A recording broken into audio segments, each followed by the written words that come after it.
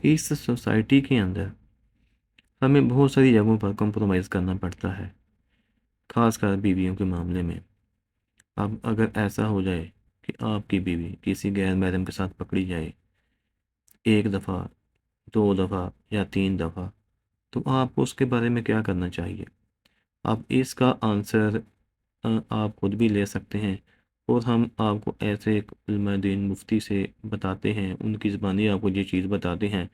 کہ اگر ایسی سچویشن بن جائے تو اس معاملے میں پھر ہمیں کیا کرنا چاہیے، ہمیں کس طریقے سے کام لینا چاہیے، اور اس کا بہترین سلوشن کیا ہے کہ اگر آپ کی بیوی ایک دفعہ آپ نے اس کو چانس دے دیا، پکڑی گئی ہے، اس کے بعد وہ قسمیں وغیرہ اٹھا لیتی ہے، بات دفعہ دفعہ ہو جاتی ہے، اس کے بعد دوبارہ چانس ملتا ہے، پھر وہی کام ہو جاتا ہے، تو پھر اس کے بارے میں کیا کرنا چاہیے؟ ابھی پہلے آپ اس کا آنسر سنیں۔ میں ایک امام مسجد ہوں، میری اہلیہ پر ایک مرتبہ